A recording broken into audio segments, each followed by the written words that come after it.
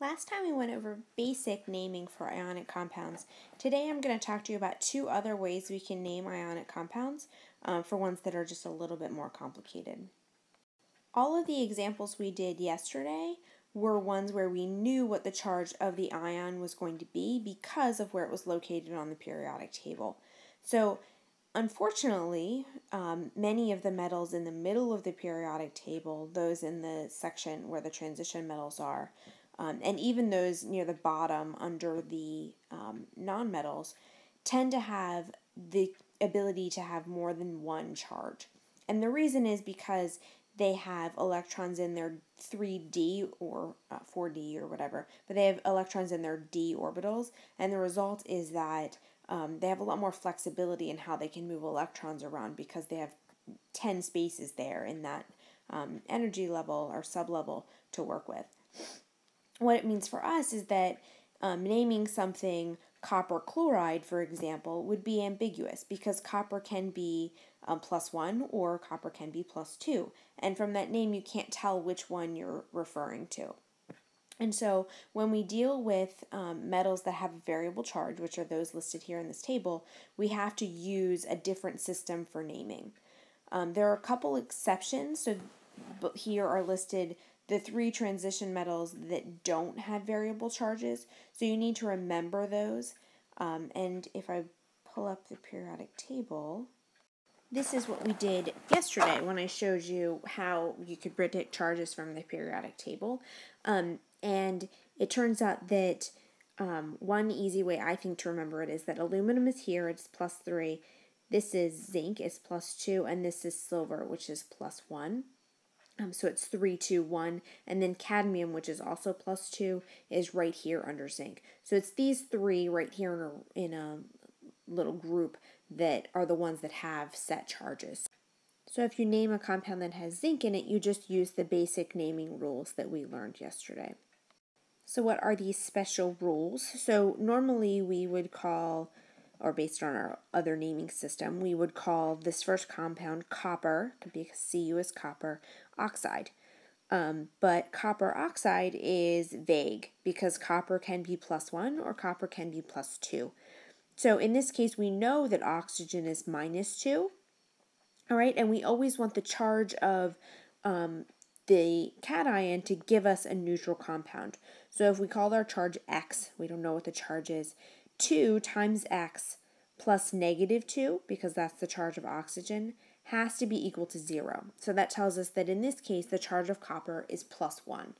Okay, so our system for naming a compound like this is copper, and then you put the charge in parentheses, so it's going to be copper 1, and we use Roman numerals. We don't use our typical numbers here. We use the Roman numerals. So it's copper 1 oxide. Okay, so now let's do the next one.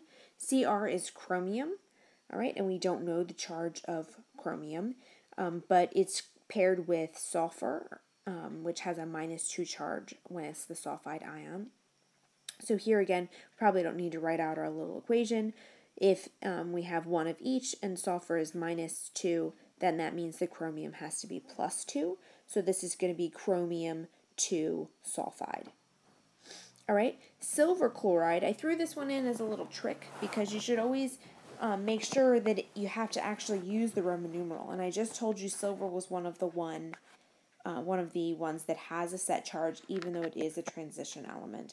So this one we're just going to call silver chloride. There's no Roman numeral in that one. All right, and the last one is tin oxide.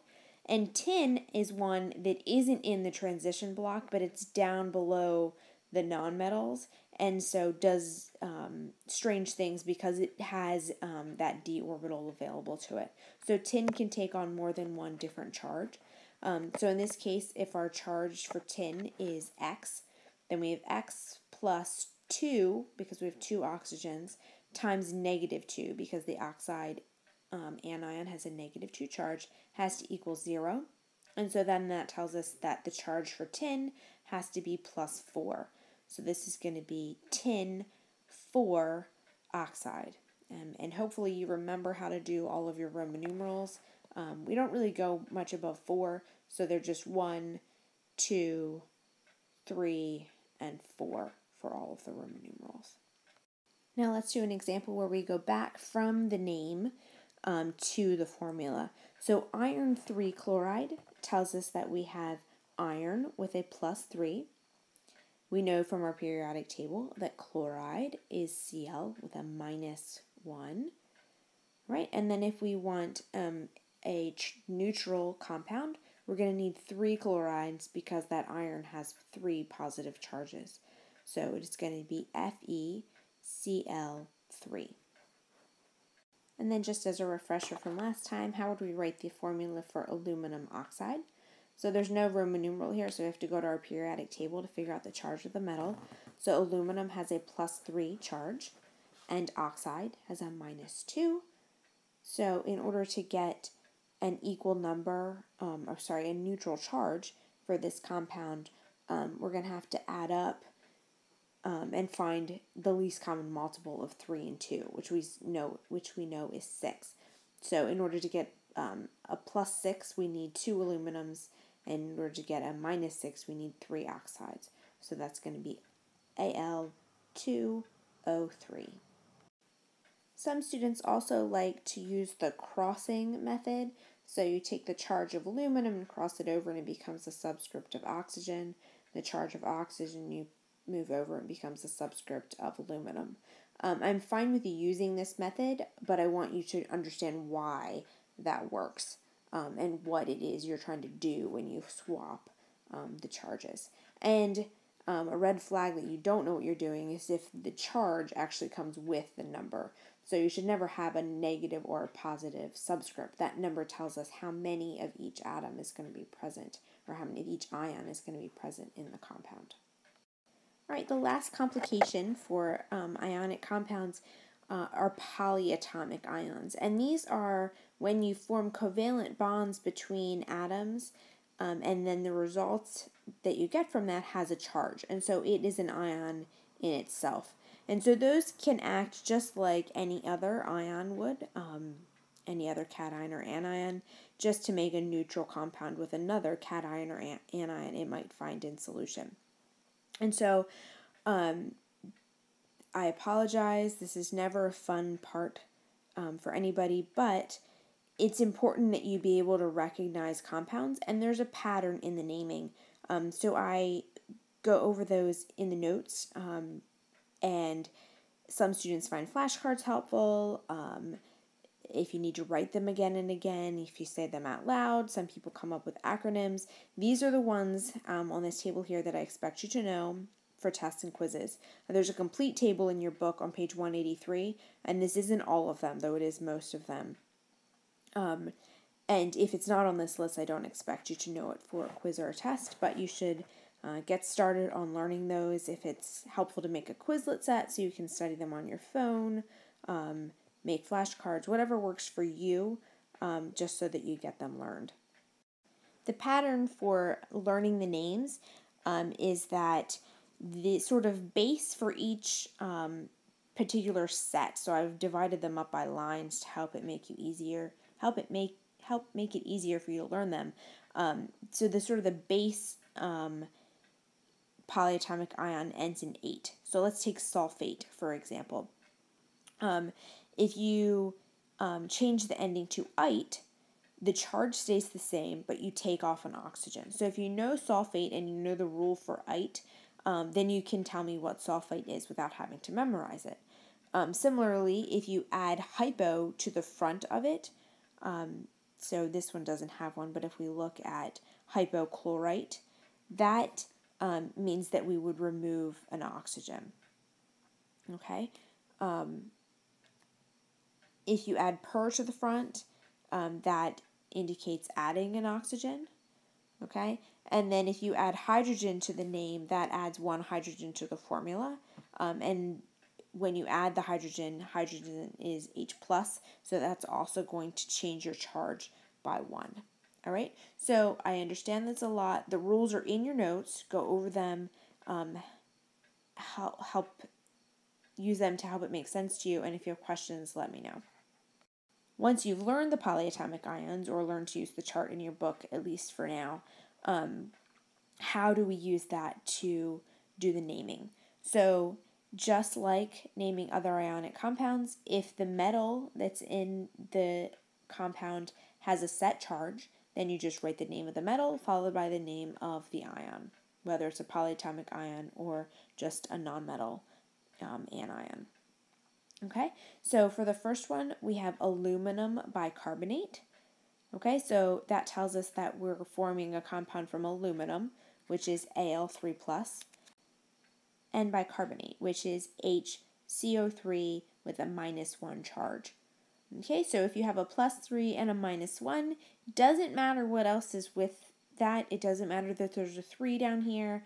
All that matters is the charge that's up here. Yeah, so it's just a -1. So in order to make it neutral, if we have a +3, we need 3 bicarbonates. And the way we write the formula for that, since the bicarbonate is one thing, we put it in parentheses, and this keeps it together.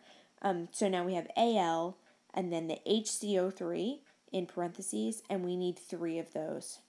So we'll put a little 3 subscript on the outside. Right, so the next one is sodium sulfate.